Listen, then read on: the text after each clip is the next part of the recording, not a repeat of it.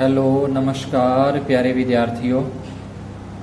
आज अपने कक्षा 8 विषय गणित के अंदर प्रश्नावली 7.1 जो कि घनमूल के बारे में है।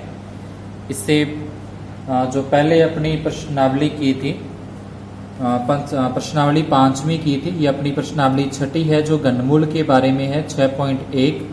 5वीं प्रश्नावली के अंदर अपने वर्गमूल के बारे में सवालों को किया था, वर्ग संख्याओं के बारे में सवालों को किया था। अब इस 6ठी प्रश्नावली के अंदर अपने जो घन संख्याएं हैं उनके बारे में अपने सवालों को हल करते हैं।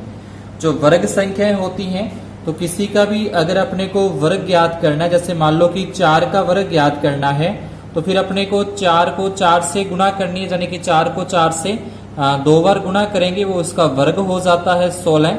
अगर अपने किसी संख्या का घन ज्ञात करना है तो घन ज्ञात करने के लिए इसको 3 बार गुणा किया जाता है। 4 चौके 16, 16 चौके 64 आ जाएगा। यानी कि घनमूल के अंदर सेम संख्याओं के 3-3 संख्याओं के जोड़े बनते हैं और वर्गमूल के अंदर सेम संख्याओं के 2-2 संख्याओं के जोड़े बनते हैं। जब वर्ग ज्ञात करने की बात आए तो उसी संख्या को उसी से गुणा करना है, वर्गमूल ज्ञात करना हो 2-2 संख्याओं के जोड़े बनाने हैं। घन ज्ञात करना हो तो उसी संख्या को 3 बार गुणा करनी है। घन मूल ज्ञात करना हो तो जो गुणनखंड करते हैं अभाज्य गुणनखंड करके उसके सेम संख्याओं के 3-3 के जोड़े अपने बनाते हैं। पहला प्रश्न अपने को दिया, निम्नलिखित में से कौन सी संख्या पूर्ण घन नहीं है। तो जैसे अपने पहला पॉइंट यहाँ पे करें, जैसे अपने 216 दे रखा है तो पहले 216 के अभाज्य गुणनखंड अपने यहाँ पे करते हैं। 216 में 2 का भाग देंगे, इसके अपने को अभाज्य गुणनखंड करने हैं तो ये आ जाएगा 8। इसमें फिर 2 का भाग पूरा पूरा चला जाएगा, इसका अपने पास आ जाएगा 54। 54 में फिर 2 का भाग पूरा पूरा चला जाएगा, ये अपने पास आ जाएगा 27 पे। अब 27 में 2 का भाग नहीं जाता तो 3 का भाग इसमें पूरा पूरा चला जाएगा 9 पे। उसके बाद फिर इसमें 9 में 3 का भाग फिर पूरा पूरा चला जाएगा 3 पे, और 3 में 3 का भाग पूरा पूरा चला जाएगा 1 पे। तो जो 216 के अपने पास अभाज्य गुणनखंड आए कि 2 गुणा 2 गुणा 2, और उसके बाद फिर 3 गुणा में 3 गुणा में 3। अब यहाँ पे 3-3 संख्याओं के जोड़े अपने बनाए तो ये जोड़े पूरे पूरे बनते हैं। तो यहाँ पे लिख देना अपने को कि अभाज्य गुणनखंडों के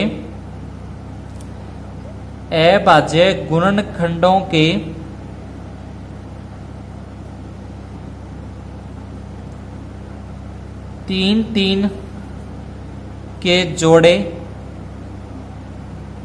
या त्रिक बोल सकते हैं इसको, अपने 3-3 के जोड़े बनते हैं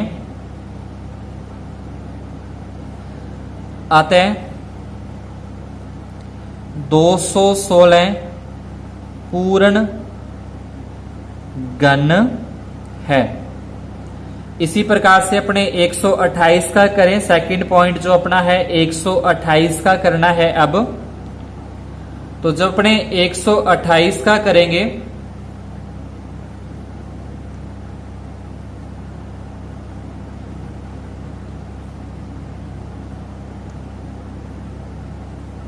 दो के पाड़े से करें, 2 का भाग दें अगर अपने 128 के अंदर तो ये चला जाता है 64 पे।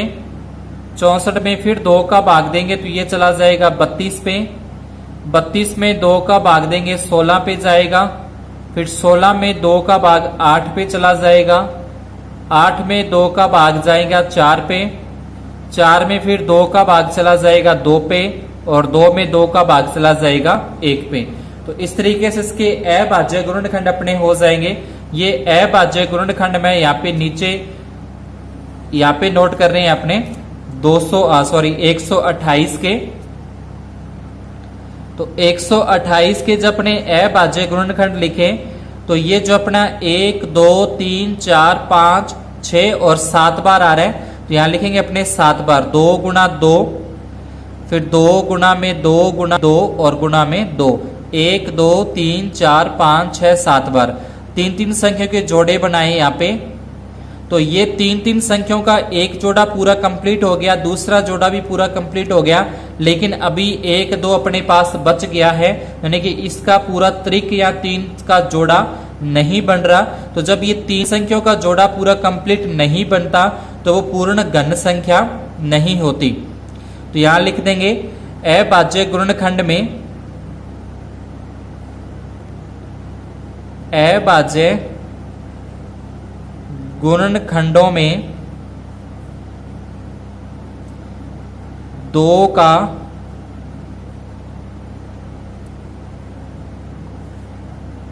पूरा पूरा त्रिक नहीं बना। त्रिक का मतलब 3 संख्याओं का जोड़ा, त्रिक नहीं बना। अतः 128, अतः 128 पूर्ण घन नहीं है। इस तरीके से 128 का लिख देना है। इसके बाद अपने करना है 1000 का, कि 1000 के भी पहले अपने को अभाज्य गुणनखंड है वो यहाँ पे करने हैं। तो 1000 यानी कि तीसरा पॉइंट अब अपने यहाँ पे करने हैं। तीसरे पॉइंट के अंदर अपने को 1000 के, तो यहाँ पे लिखेंगे 1000, इसके अभाज्य गुणनखंड यहाँ पे करें। पहले 2 से भाग देंगे इसके अंदर 500, फिर इसमें 2 का भाग देंगे 250, इसमें फिर 2 का भाग जा रहा है 125, इसमें अब 2 का भाग पूरा पूरा नहीं जाएगा, अब इसमें 5 का भाग जाएगा 25 पे, और फिर 5 का भाग पूरा पूरा जाएगा 5 पे, फिर 5 में 5 का भाग पूरा पूरा जाएगा 1 पे। तो अब यहाँ पे जैसे ये लिखा था सेम इस तरीके से ही 1000 के लिख देने हैं। तो 1000 के जब अपने गुणनखंड लिखेंगे तो यहाँ पे 3 संख्याओं के जोड़े, एक ये 3 संख्याओं का जोड़ा पूरा बन गया, एक ये 3 का त्रिक पूरा बन गया। तो यहाँ पे क्या है कि जो 1000 है वो पूर्ण घन है। ठीक है, सेम इस तरीके से अपने को ये सेम टू सेम सारा लिखना है। उसके बाद अगला चौथे पॉइंट के अंदर देखें 100 का है। तो 100 का आप अपने आप करके देख लेना। 100 के अभाज्य गुणनखंड अगर 3 संख्याओं का त्रिक बनता है तो पूर्ण घन है, नहीं तो नहीं है। उसके बाद अगला जो अपने पास आता है 5वां पॉइंट इसका, इसके अपने करते हैं सबसे पहले अभाज्य गुणनखंड करते हैं। तो लास्ट में सम संख्या आ रही है, अगर लास्ट के अंदर सम संख्या आती है तो उसमें 2 का भाग पूरा पूरा जाएगा। अब इसमें 2 का भाग देंगे तो यह आ जाएगा 23 दूना 46, फिर यह आ जाएगा 3 और 28 दूना 56। अभी भी इसमें 2 का भाग पूरा पूरा चला जाएगा, तो ये अपने पास 11 दूना 22, 1 हासिल, 6 दूनी 12, उसके बाद फिर 6 दूनी 12 और 4 दूनी 8। इसमें फिर 2 का भाग पूरा पूरा चला जाएगा,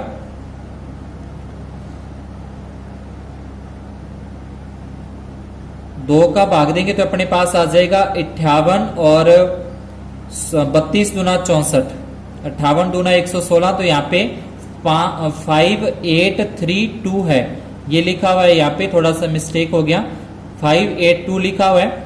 अब इसके अंदर जब अपने फिर 2 का भाग पूरा पूरा चला जाएगा तो 29 दूना 58 और 16 दूना 32 होते हैं।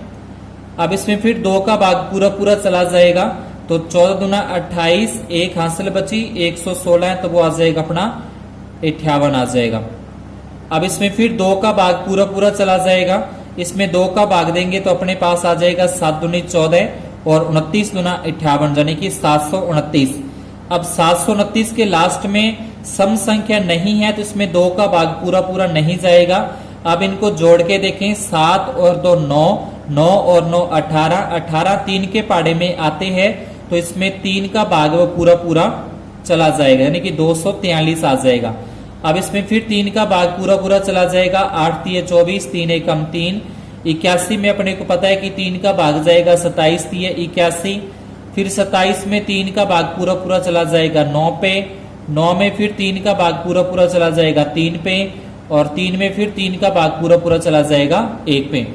तो ये सारे के सारे अपने को अभाज्य गुणनखंड यहाँ पे नीचे लिख देने हैं। नीचे लिखने के बाद इसमें 3 संख्याओं का त्रिक बनाएंगे, जैसे कि ये 2 का ये एक त्रिक बन गया, फिर यहाँ से यहाँ तक एक त्रिक बन गया, फिर यहाँ से यहाँ तक त्रिक बन गया, और फिर यहाँ से यहाँ तक त्रिक बन गया। तो ये पूरे पूरे जोड़े बन रहे हैं। तो ये क्या हो जाएगा, जो 46,656 है वो अपनी पूर्ण घन है। उसके बाद आगे करते हैं अपना दूसरा प्रश्न। दूसरे प्रश्न के अंदर दिया है छोटी से छोटी संख्या ज्ञात करनी है जिससे गुणा करने पर वो संख्या पूर्ण घन संख्या बन जाए। यानी कि यहाँ पे अपने को जो संख्या दे रखी हैं इसके पहले अपने करते हैं अभाज्य गुणनखंड और उसके बाद जिस संख्या का जोड़ा नहीं बनेगा, जिस संख्या का त्रिक नहीं बनेगा उसी से अपने को गुणा कर देनी है। तो जैसे पहले पॉइंट में 243 है, 243 के अपने सबसे पहले अभाज्य गुणनखंड करें। लास्ट में सम संख्या नहीं है, तो सम संख्या नहीं होने के कारण इसमें 2 का भाग पूरा पूरा नहीं जाएगा। अब 2 और 4 6, 6 और 3 9, 9 3 के पाड़े में आता तो इसमें 3 का भाग जाएगा पूरा पूरा। 8 3 24, 3 एकम 3, फिर इसमें 3 का भाग पूरा पूरा जाएगा। 27 3 81 होते हैं, इसमें फिर 3 का भाग पूरा पूरा चला जाएगा। 9 3 27 होते हैं, इसमें फिर 3 का भाग पूरा पूरा चला जाएगा। 3 3 9 और इसमें फिर 3 का भाग 1 पे चला जाएगा। तो ये जो 243 अपने पास आया इसके अभाज्य गुणनखंड हो गए 3 गुणा 3 गुणा 3 गुणा 3 और गुणा में 3। यहाँ पे अपने देखें कि ये 3 संख्याओं का जोड़ा पूरा बन रहा है लेकिन इसका जोड़ा पूरा नहीं बन रहा। तो यहां लिख देंगे अभाज्य गुणनखंड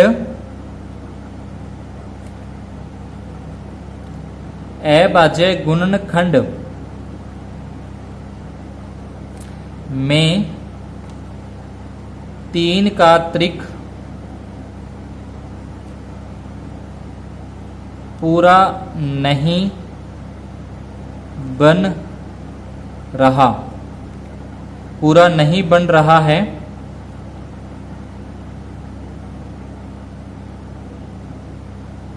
जिसके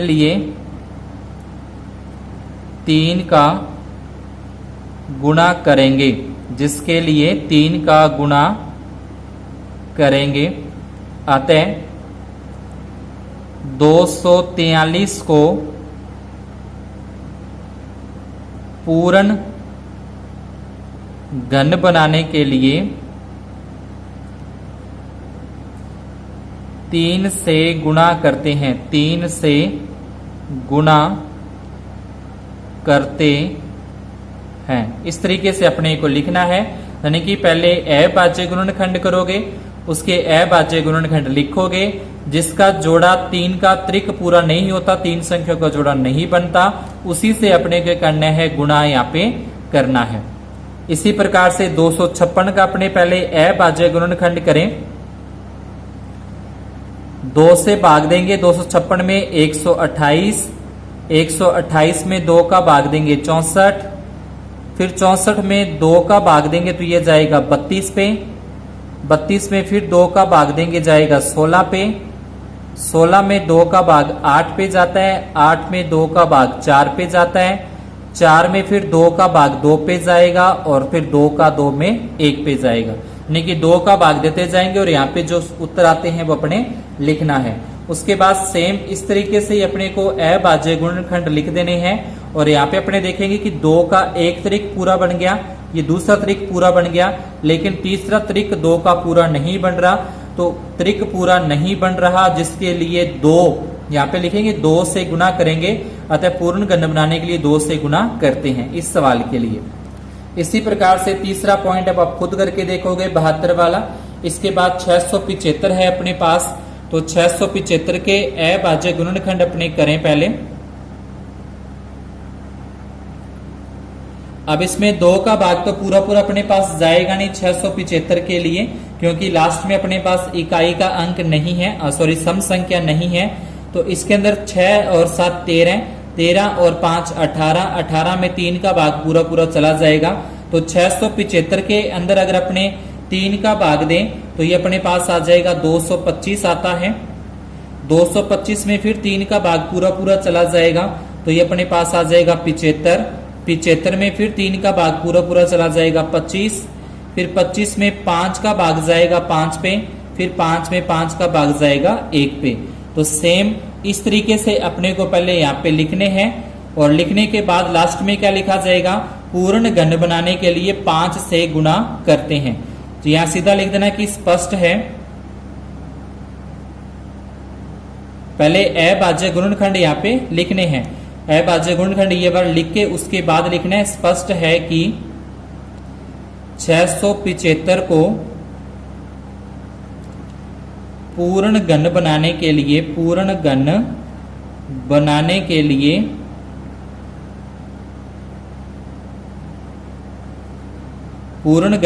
के लिए 5 से गुणा करते हैं, 5 से गुणा करते हैं।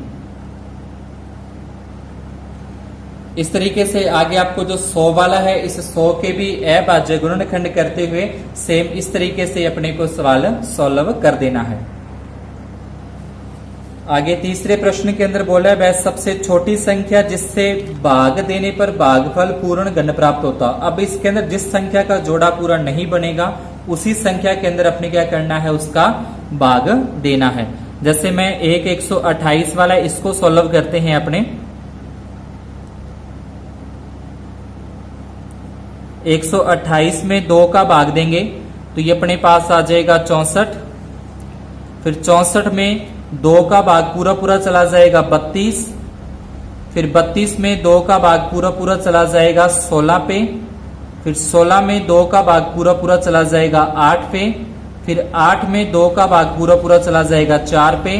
फिर 4 में 2 का भाग पूरा पूरा चला जाएगा 2 पे। फिर 2 में 2 का भाग चला जाएगा 1 पे।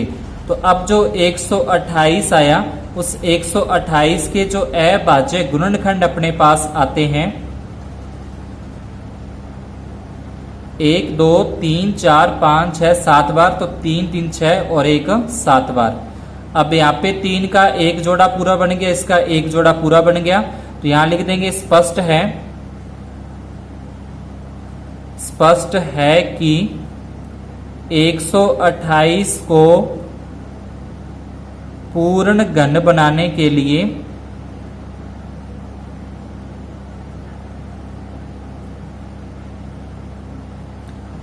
2 से भाग करते हैं। इस तरीके से अपने को इसका आंसर लिख देना है ताकि जिस संख्या का जोड़ा पूरा नहीं बन रहा, जिसका त्रिक पूरा नहीं बन रहा, उसी संख्या से अंदर अपने इसको भाग देना है। इसी प्रकार से आप 135 का, 192 का और 704 के अभाज्य गुणनखंड करते हुए आपको इन प्रश्नों को हल है वो कर देना है।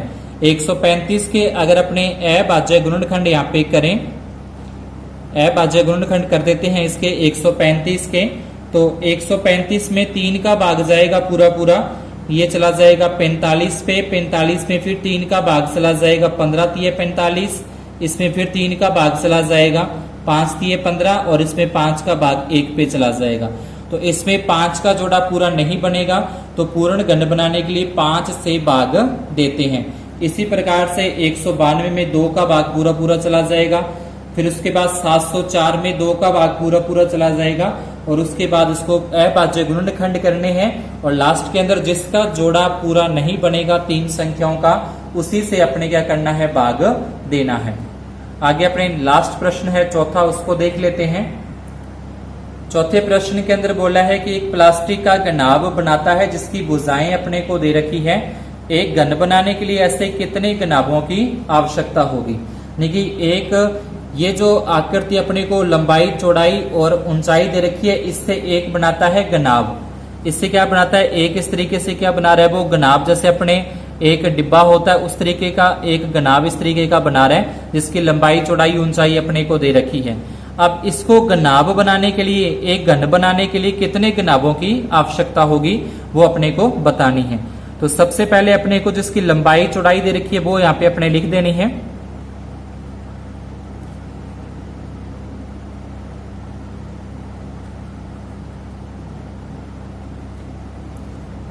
घनाभ की लंबाई अपने को दे रखी है 5 सेंटीमीटर, चौड़ाई अपने को दे रखी है 2 सेंटीमीटर और ऊंचाई अपने को दे रखी है 5 सेंटीमीटर। उसके बाद निकालना है घनाभ का आयतन।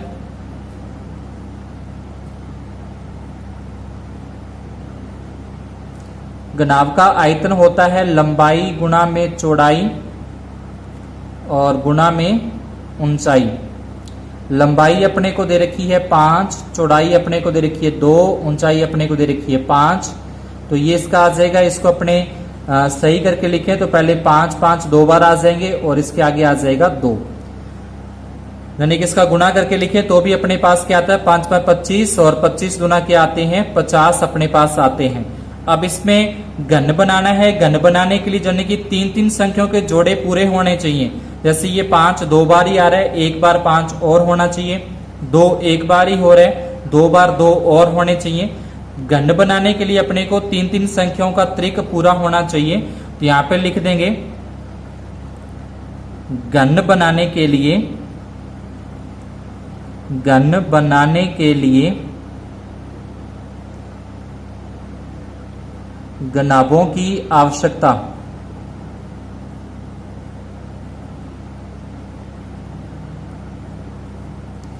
तो क्या हो जाएगा 2 तो अपने को चाहिए 2, क्योंकि 2 एक बार ही आ रहे हैं। जोड़ा पूरा करने के लिए 2 और चाहिए।